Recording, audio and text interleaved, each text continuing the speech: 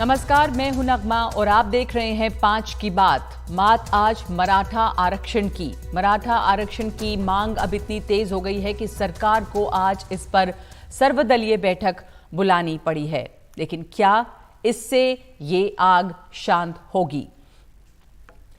ये आग हिंसक हो उठी है। आपको दिखाते हैं कि पिछले 2 दिनों में क्या हुआ है।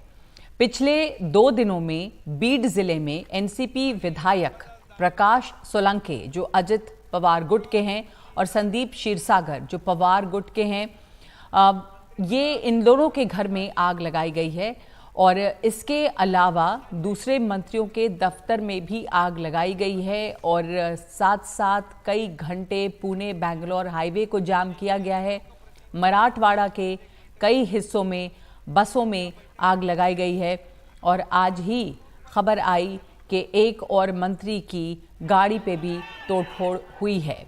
तो ये तमाम हिंसा वहां पे लगातार चल रही है। बिगड़ते हुए हालात के बाद आज सर्वदलीय बैठक हुई है।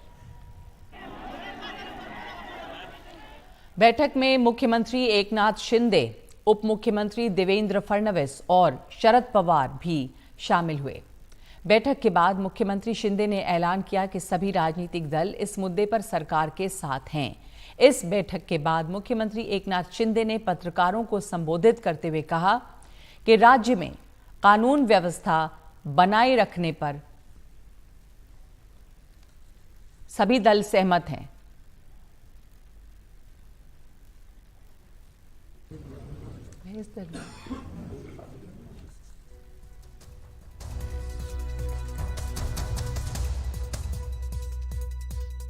ग्राफिक्स के जरिए हम आपको ये दिखाना चाह रहे हैं कि क्या क्या बोला है मुख्यमंत्री ने।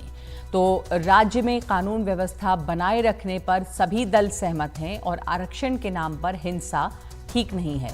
आरक्षण के रास्ते में कानूनी अड़चनें भी आ रही हैं, ये कहना है मुख्यमंत्री का।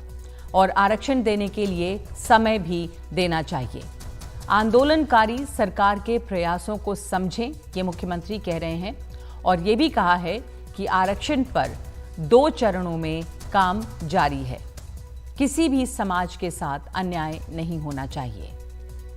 इस बीच जरांगे पाटिल जो इस आंदोलन का चेहरा बन गए हैं, वो बीते शुक्रवार से भूख हड़ताल पर हैं।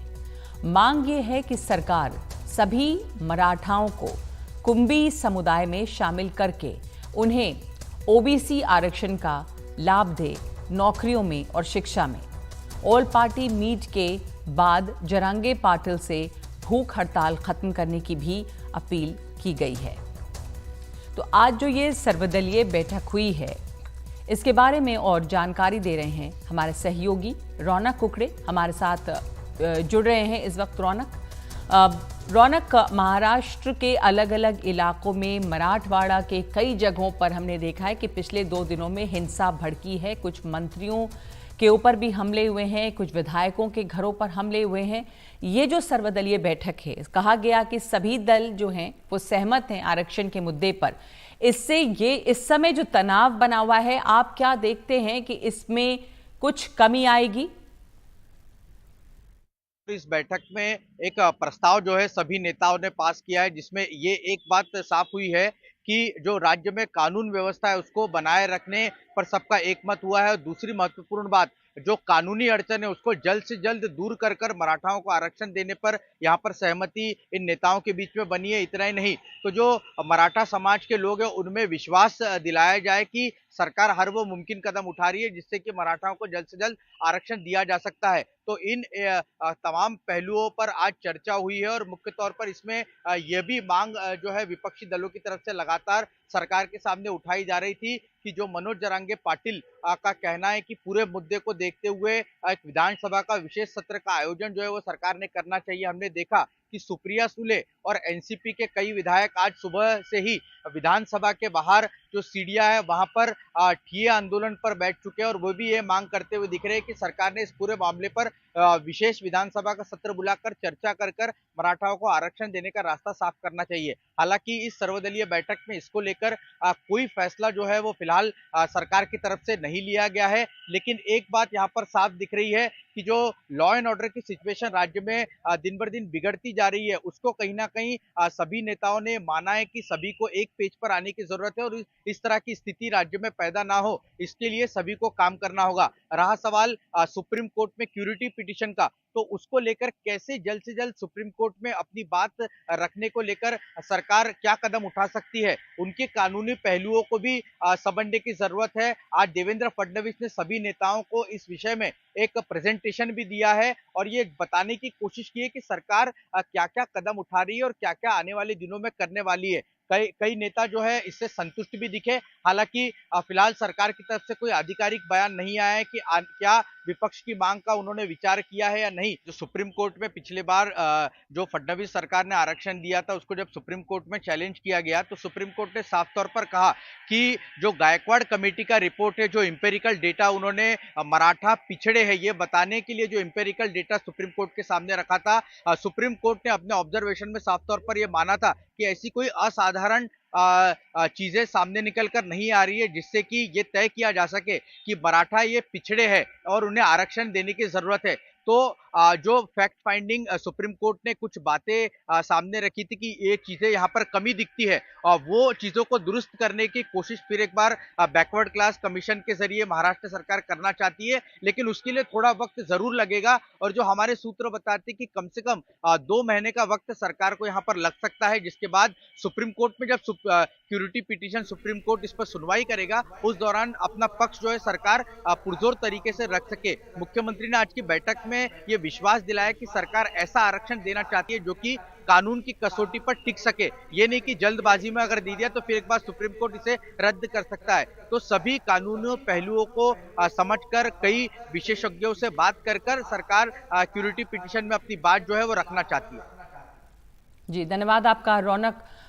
ये जो सर्वदलीय बैठक हुई है उसके बाद मुख्यमंत्री एकनाथ शिंदे ने क्या कहा है ये सुनते हैं।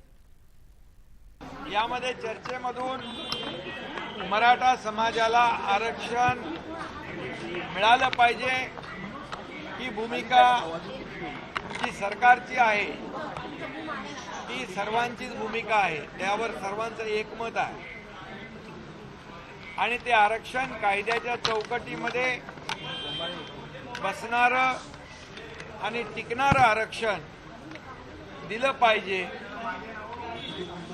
ही भावना देखील या ठिकाणी व्यक्त केली। तशा प्रकारचा ठराव देखील करण्यात आला। इतर समाजावर अन्याय न करता मराठा समाजाला टिकणारं आरक्षण मिळालं पाहिजे ही भूमिका सर्व पक्षांनी घेतली। और एक चेहरा बने हुए हैं इस आंदोलन के मनोज जरांगे पाटिल। तो देखते हैं कि कौन है ये मनोज जरांगे पाटिल जो मराठा आरक्षण के चेहरा बने हैं। मनोज जरांगे पाटिल जो हैं वो लगातार भूख हड़ताल पर हैं। 41 साल के किसान हैं जो मराठा आरक्षण का के जो लिए आंदोलन हो रहा है उसका चेहरा है और ये महाराष्ट्र के बीड के रहने वाले हैं। पिछले दिनों जरांगे पाटिल की मराठा रैली में लाखों लोग शामिल हुए। 2016 में मराठा आरक्षण के लिए आंदोलन शुरू किया गया था और उस आंदोलन में भी जरांगे पाटिल शामिल थे। अपनी मांगों को लेकर भूख हड़ताल और पैदल मार्च उन्होंने किया था। जरांगे पाटिल का कहना है कि उनका आंदोलन गैर राजनीतिक है और मांग है कि मराठाओं को सरकारी नौकरी और शिक्षा में ओबीसी कोटे के तहत आरक्षण मिलना चाहिए। 2021 में सुप्रीम कोर्ट ने मराठा आरक्षण मांग को अस्थिर बताकर रद्द कर दिया था। इसके बाद आंदोलन भी दब गया, लेकिन इस साल सितंबर में आंदोलनकारियों पर पुलिस की लाठियों ने इस आंदोलन को और तेज कर दिया और अब पिछले शुक्रवार से जरांगे पाटिल भूख हड़ताल पर हैं। तो मराठा आरक्षण आंदोलन के नेता मनोज जरांगे पाटिल जालन के अंतरवाली सराटी गांव में अनशन कर रहे हैं। उनका कहना है कि मराठा समाज के साथ बहुत सालों से अन्याय हो रहा है और इस बार आरक्षण के बिना मानने वाले नहीं हैं। उनसे बात की है मेरे सहयोगी सुनील सिंह ने। हमारे साथ हैं यहाँ पर खुद मनोज जरांगे पाटिल। सर, एक आंदोलन की आपने शुरुआत की और आज आप पूरे महाराष्ट्र आंदोलन का चेहरा बन चुके हैं और देश में उत्सुकता है कि कौन है मनोज जरांगे पाटिल। आंदोलन तो गोरगरीब मराठा जी है, उनको रिजर्वेशन मिलना चाहिए। ये कायदा भी और संविधान भी बोलता है कि जो मागा सिद्ध हो चुके हैं वो समाज आरक्षण में जाना चाहिए। ये संविधान और कायदा ही बोलता है। मराठा तो मागा सिद्ध हो गया है, फिर भी इसके बावजूद दूसरी बाजू मराठों को ऐसी है कि जाति जो निर्माण हुआ है वो उनके व्यवसाय से निर्माण हुए वाले। तो माली बांधव की जात ये खेती व्यवसाय होने के कारण, किसान होने के कारण उनको रिजर्वेशन दिया। हमारे आधे मराठा भाइयों को किसान बोल के, यानी कि उनका व्यवसाय खेती है बोल के उनको रिजर्वेशन दिया। फिर हमारा व्यवसाय पर खेती ही है, हमको क्यों नहीं दिया जाता? ये मांग है हमारी। हम मागास तो है ही, सिद्ध होने वाले हुए ही गायकवाड़ का आयोग के माध्यम से, फिर हमको क्यों नहीं, ये मांग है हमारी। लेकिन आप जिस तरह से जिद पकड़ कर बैठ गए हैं और आपके साथ लोग इतने आंदोलित उद्दोलित हो चुके हैं। एक मराठा समाज ने आंदोलन चलाया था मूक मोर्चा, वो बिना आवाज़ का था, लेकिन उसकी आवाज़ इतनी तक सरकार तक गई थी कि सरकार ने आरक्षण देने को मजबूर हो गई थी। लेकिन इस बार हम देख रहे हैं कि हिंसा पे उतारू हो गए हैं। यानी जो मराठा समाज ने एक आदर्श आंदोलन खड़ा किया था, अब वो कहीं से कहीं उसकी जो आदर्श है वो खत्म होता जा रहा है।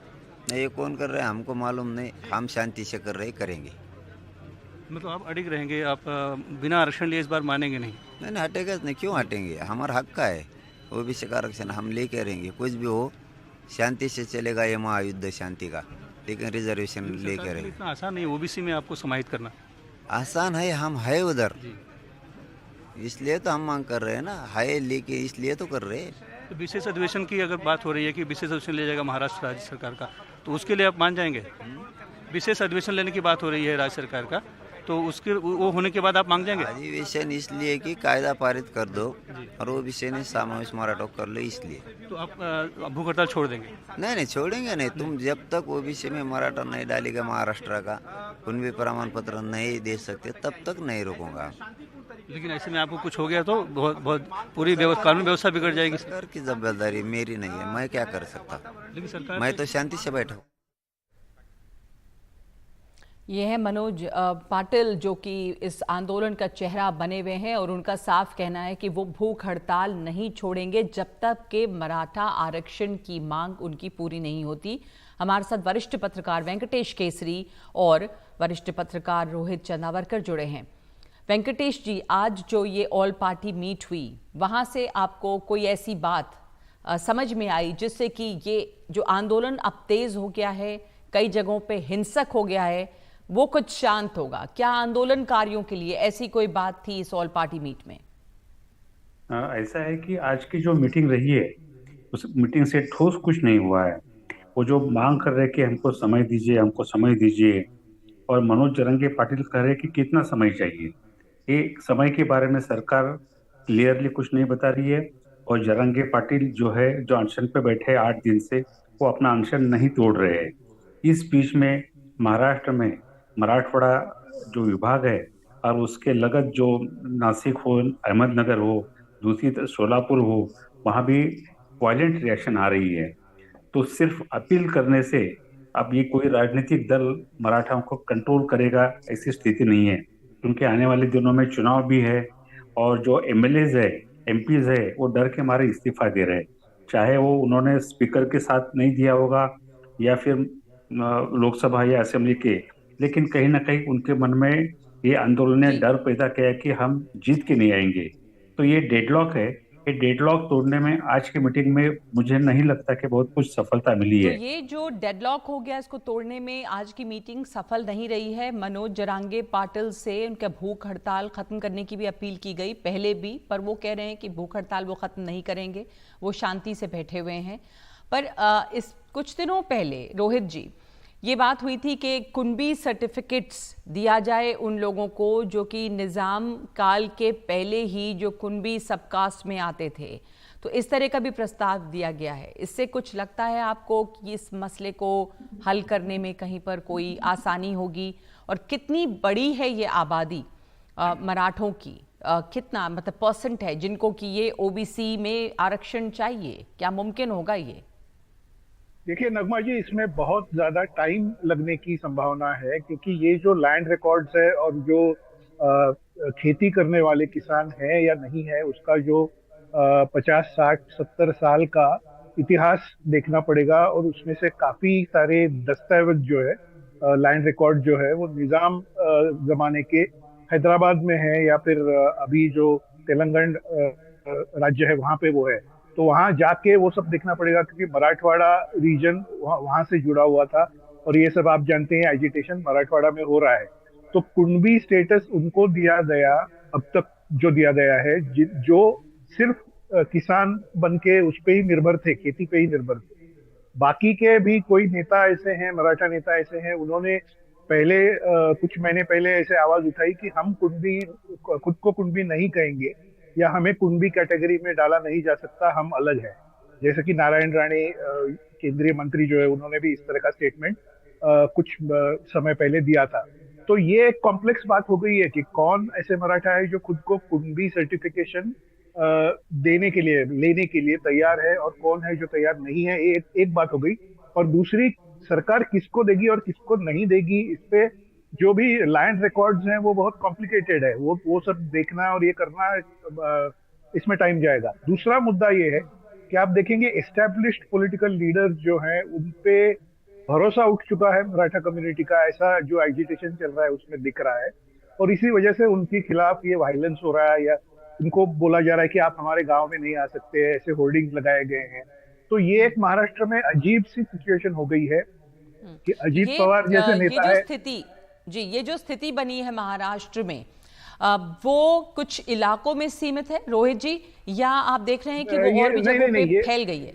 मैं आपको एक एग्जांपल देता हूं। अजीत पवार 30 साल से महाराष्ट्र की राजनीति में है, 30 से ज्यादा। 30 साल पहले तो वो बारामती से मेंबर ऑफ पार्लियामेंट बन के गए थे, उसके बाद वो एमएलए वहां से चुन के आते रहे, बहुत साल मंत्री है। पिछले हफ्ते ये हो गया कि एक शुगर मिल के सीजन का इनॉग्रेशन था, तो बारामती में, उनके खुद बारामती में उनका जो गढ़ है, वहां पे गांव वालों ने उनको बोला कि आप यहाँ नहीं आ सकते, और उनके खिलाफ आंदोलन हो गया और उनको कैंसिल करना पड़ा। मालेगांव जो जगह है वहां पे। तो इसी तरह से हर गांव में ये हो रहा है कि जो चुने हुए विधायक हैं या जो भी एस्टेब्लिश नेता है, उनको वहां की जनता बोल रही कि आप हमारे गांव में नहीं आ सकते जब तक आप मराठा रिजर्वेशन तो पे कुछ ये एक बहुत बड़े स्तर पर ये विरोध जो है वो फैला है, जैसे आप उदाहरण दे रहे हैं।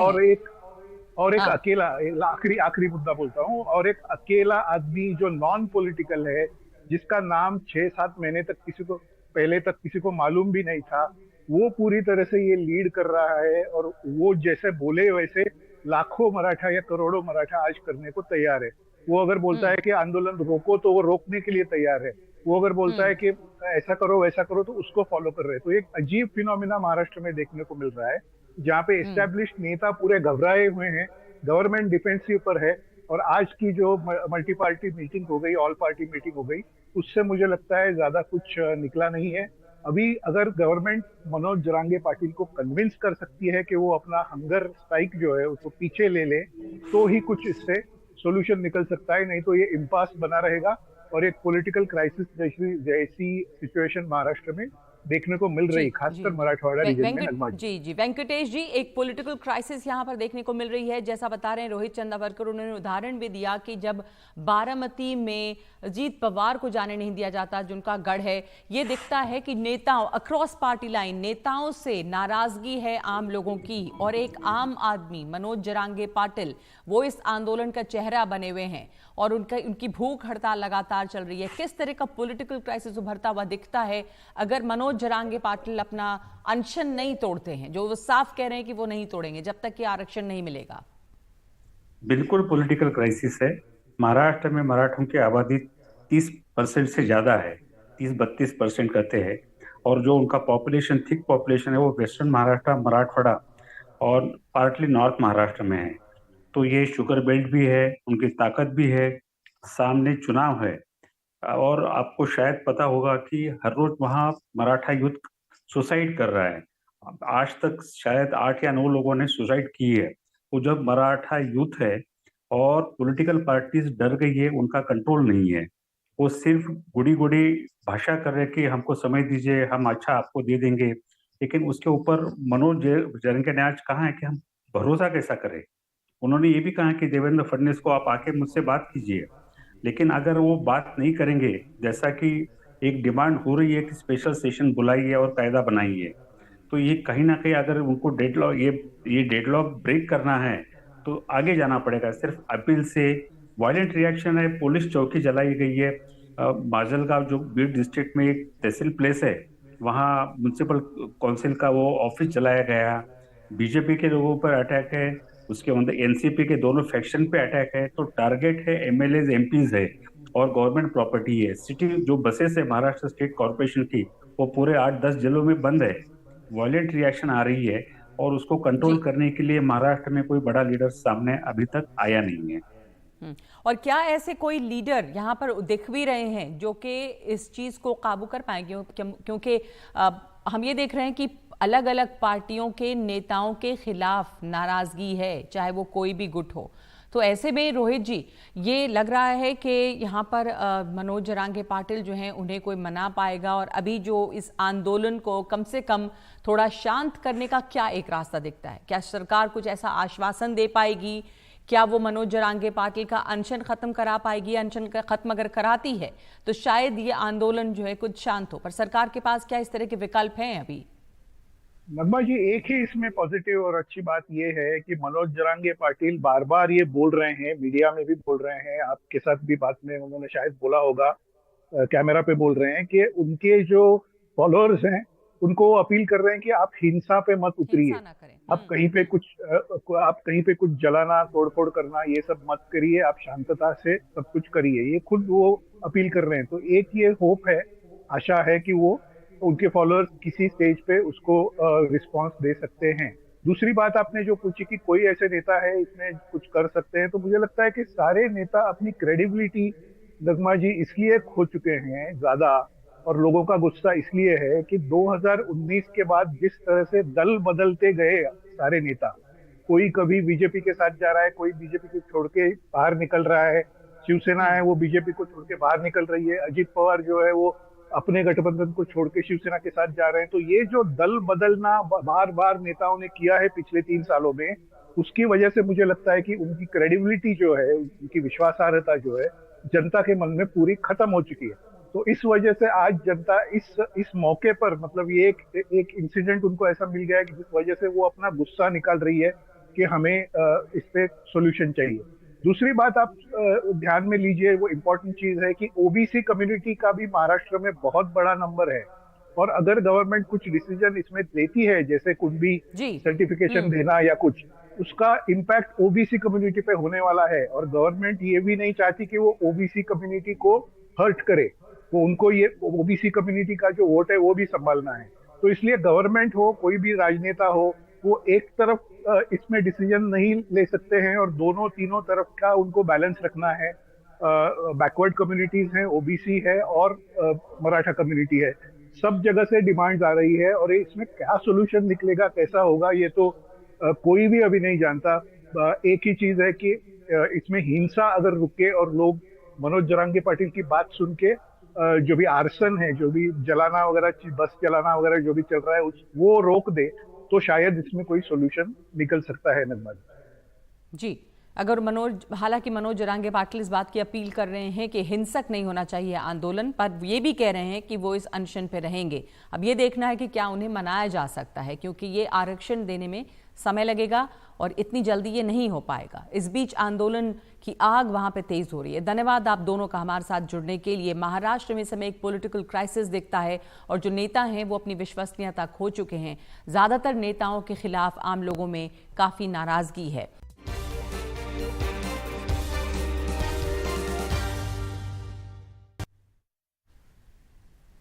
दिल्ली के शराब घोटाले मामले में आम आदमी पार्टी के मुखिया और दिल्ली के चीफ मिनिस्टर अरविंद केजरीवाल को कल एनफोर्समेंट डायरेक्टरेट के सामने पेश होना है।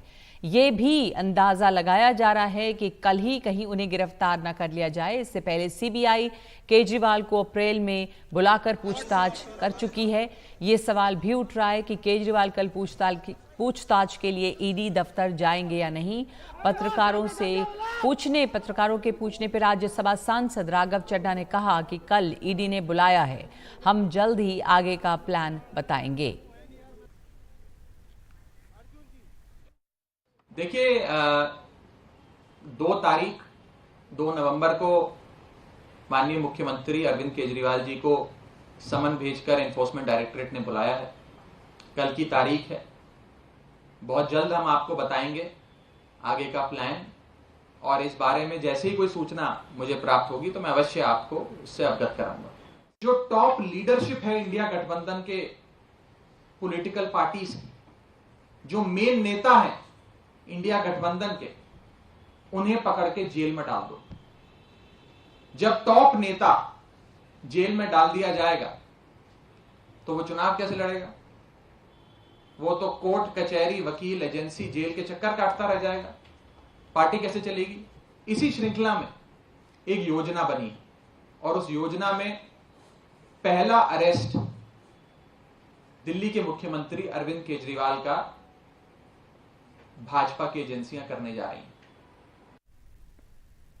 हमारे साथ जुड़ गए हमारे सहयोगी शरद शर्मा, जो इस मामले को लगातार कवर कर रहे हैं। आम आदमी पार्टी ये डर जता रही है कि अरविंद केजरीवाल की भी गिरफ्तारी हो सकती है, और ये जायज भी है क्योंकि पहले भी उनके मंत्रियों की गिरफ्तारी हुई पूछताछ के बाद। शरद, तो ऐसे में सवाल है कि क्या अरविंद केजरीवाल ये भी कर सकते हैं कि वो समय ले लें और जाएं नहीं ईडी की पूछताछ के लिए? नगमा, ये चर्चा चल रही है कि क्या ऐसा हो सकता है कि जैसे पिछली बार मनीष सिसोदिया को जब बुलाया गया था फरवरी के महीने में, तो उस समय पर मनीष सिसोदिया ने समय मांग लिया था और ये कहा था कि क्योंकि बजट बनाना है दिल्ली का, तो इसलिए उनको कुछ समय दिया जाए। तो ईडी ने 1 हफ्ते का समय मनीष सिसोदिया को उस समय दिया था, और उसके बाद जब वो गए थे तो गिरफ्तार हो गए थे, सीबीआई ने गिरफ्तार कर लिया था। तो ये अटकल लग रही है कि क्या ऐसा भी हो सकता है कि क्योंकि अभी चुनाव चल रहे हैं और आम आदमी पार्टी 5 राज्यों में जो चुनाव हो रहे हैं उनमें 4 में चुनाव लड़ रही है, एमपी, राजस्थान, छत्तीसगढ़ और मिजोरम। तो क्या ऐसा हो सकता है कि अरविंद केजरीवाल ये कहें कि अभी चुनाव में व्यस्त हैं और चुनाव के बाद वो इन्वेस्टिगेशन ज्वाइन करेंगे? तो अभी इंतज़ार ही चल रहा है। अभी कुछ औपचारिक रूप से नहीं बताया गया है। ये ज़रूर कहा गया है कि बताएंगे, ये भी ज़रूर कहा गया है कि हम लगातार इन्वेस्टिगेशन ज्वाइन करते रहे हैं, सहयोग करते रहे हैं। लेकिन ये आखिरी जो बात के कल जाएंगे या नहीं जाएंगे, इस पर जो है अभी सस्पेंस बना हुआ है। जी, और क्या ये भी सवाल है कि पूछताछ की वजह क्या बताई जा रही है, ईडी क्यों चाहती है? शरद, धन्यवाद आपका। केजरीवाल का जिक्र गवाहों और आरोपों के बयानों में आया है, ऐसा जांच एजेंसियों का कहना है। पर इस समय आपको पहले ले चलते हैं प्रधानमंत्री पैरा ओलंपिक्स में जो एथलीट्स जीत कर आए हैं उनसे मुलाकात कर रहे हैं, उनको संबोधित कर रहे हैं। 2014 में हम ओवरऑल परफॉर्मेंस के 15वें स्थान पर थे, लेकिन आप सबने इस बार देश को टॉप 5 में ला करके रख दिया है।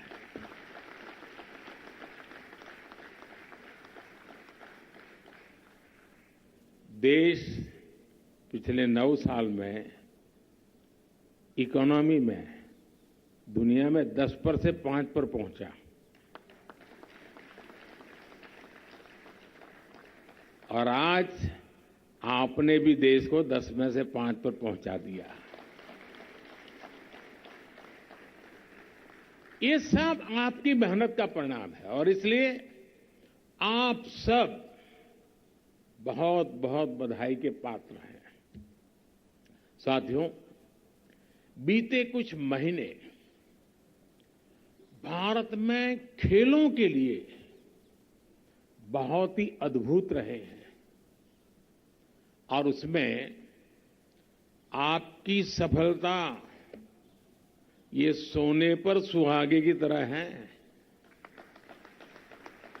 अगस्त महीने में हमें बुडापेस्ट की वर्ल्ड एथलेटिक्स चैंपियन में गोल्ड मेडल मिला। भारत की बैडमिंटन मेंस डबल टीम ने एशियन गेम्स में अपना पहला गोल्ड जीता। भारत की पहली वुमेन्स डबल पेयर ने एशियन गेम्स में टेबल टेनिस का मेडल जीता। इंडियन मेन बैडमिंटन टीम ने 2022 का थॉमस कप जीतकर इतिहास बनाया। हमारे एथलीट्स ने एशियन गेम्स में इतिहास की सबसे बेहतरीन परफॉर्मेंस देते हुए 28 गोल्ड मेडल्स के साथ कुल 107 पदक जीते। अब आपने एशियन पैरा गेम्स के अब तक की सबसे अच्छी परफॉर्मेंस दी है। साथियों, आपके इस प्रदर्शन को देखकर सारा देश उत्साहित है। और मैं बताऊं साथियों, बाकी गेम्स में जब एक खिलाड़ी मेडल लेके आता है तो खेल की दुनिया और खिलाड़ी, नए खिलाड़ी, इस सब के लिए बड़ी प्रेरणा बनता है, उमंग का कारण बनता है। लेकिन जब एक दिव्यांग विजयी होकर के आता है ना, तो सिर्फ खेल नहीं, जीवन के हर क्षेत्र की वो प्रेरणा बन जाता है। जीवन के हर क्षेत्र के लिए वो एक इंस्पिरेशन बन जाता है। निराशा की गर्त में डूबा हुआ कोई भी इंसान आपकी सफलता को देख करके खड़ा हो जाता है कि ईश्वर ने तो मुझे सब कुछ दिया है, हाथ, पैर, दिमाग, आंख सब दिया है, अरे ये कुछ कमी के बावजूद भी कमाल कर रहा है और मैं सोया पड़ा हूं, वो खड़ा हो जाता है। आपकी सफलता उसके लिए बहुत बड़ी प्रेरणा बन जाती है। और इसलिए आप जब सफल होते हैं, आपको जब कोई खेलते हुए देखता है, तो वो सिर्फ खेल के मैदान तक या खेल की दुनिया तक सीमित नहीं रहता है। जीवन के हर क्षेत्र में हर किसी के लिए वो प्रेरणा का कारण बन जाता है और आपने वो काम कर रहे हैं दोस्तों।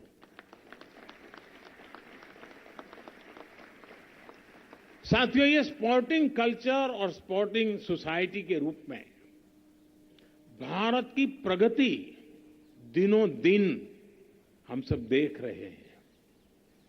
एक और कारण है जिसके चलते भारत में आगे बढ़ने का आत्मविश्वास आया है। अब हम 2030 यूथ ओलंपिक और 2036 ओलंपिक गेम का आयोजन करने का प्रयास कर रहे हैं।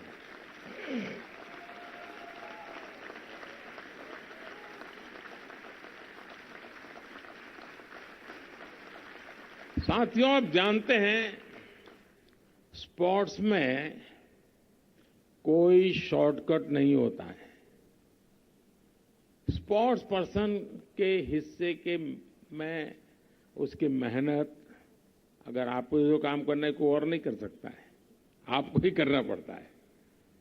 सारा परिश्रम स्पोर्ट्स की दुनिया में जो है उसको खुद को ही करना पड़ता है, कोई प्रॉक्सी नहीं होता है, खुद को ही करना पड़ता है। खिलाड़ियों को खेल का सारा प्रेशर खुद ही हैंडल करना पड़ता है। अपना धैर्य, अपना परिश्रम ही सबसे ज्यादा काम आता है। हर व्यक्ति खुद के सामर्थ्य से बहुत कुछ कर सकता है। जब उसे किसी का सहयोग मिल जाए तो उसकी शक्ति अनेक गुना बढ़ जाती है। परिवार, समाज, संस्थाएं और अन्य सपोर्टिंग इकोसिस्टम खिलाड़ियों को और नई ऊंचाई पर पहुंचने का हौसला देते हैं। ये सभी एक साथ होकर हमारे खिलाड़ियों का जितना ज्यादा साथ देंगे, उनके लिए वो उतना ही अच्छा होगा। आप परिवार को लें तो हमारे घर के लोग, तो प्रधानमंत्री उन तमाम एथलीट्स से मिल रहे हैं जो जीत कर लौटे हैं पैरा ओलंपिक्स में। पैरा एशिया एथलीट्स के बीच में प्रधानमंत्री हैं और उन लोगों को मुबारकबाद दे रहे हैं जीत के लिए। इस दफा जो मेडल्स आए हैं वो पहले से कहीं बेहतर है।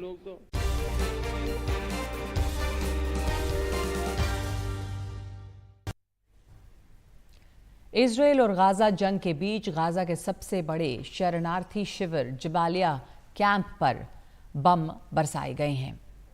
इस पे और जानकारी दे रहे हैं मेरे सहयोगी उमाशंकर सिंह।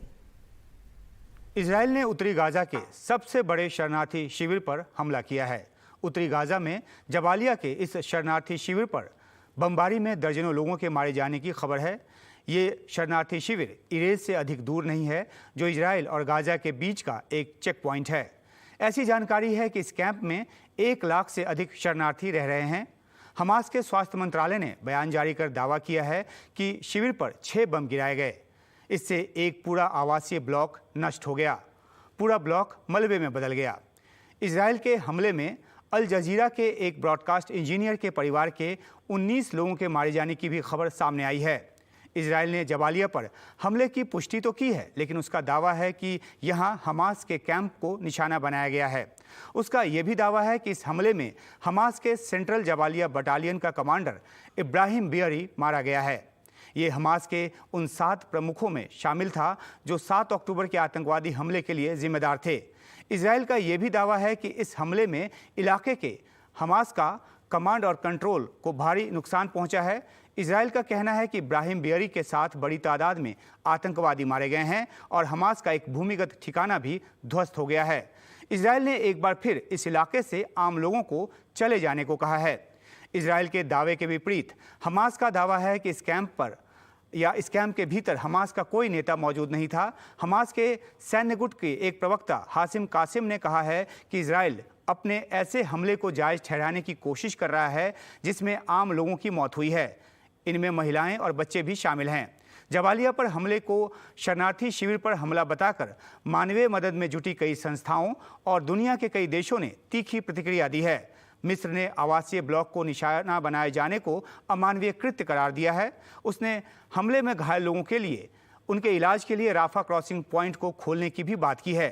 गाजा में आम लोगों की और खासतौर पर बच्चों की हो रही मौत पर यूएन का कहना है कि गाजा बच्चों की कब्रगाह बन गया है। सऊदी अरब, जॉर्डन, लेबनान, टर्की जैसे देश इजरायल पर अंतर्राष्ट्रीय नियमों के उल्लंघन और गाजा में युद्ध अपराध का दोषी बता रहे हैं।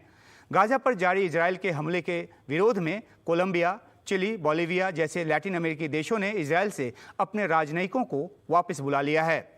हमास के खिलाफ इजरायल के हमले को लेकर अरब देशों का गुस्सा बढ़ता जा रहा है। लेबनान से हिजबुल्लाह इजरायल पर हमले तो कर ही रहा है। यमन से हुती विद्रोहियों की सरकार ने भी इजरायल के खिलाफ औपचारिक तौर पर युद्ध का ऐलान कर दिया है। यमन से इजरायल की तरफ मिसाइल और ड्रोन जो हैं वो दागे किए गए हैं, हालांकि उन्हें बीच में ही इंटरसेप्ट कर लिया गया। गाजा में जारी ज़मीनी सैन्य अभियान में इजरायल ने अपने 9 सैनिकों के मारे जाने की पुष्टि की है। गाजा में गहराते मानवीय संकट, इजरायल के बढ़ते सैन्य अभियान और उसके खिलाफ खुलते नए मोर्चों के बीच अमेरिकी विदेश मंत्री एंटनी ब्लिंकन शुक्रवार से फिर से मध्य पूर्व के देशों के दौरे पर जाने वाले हैं।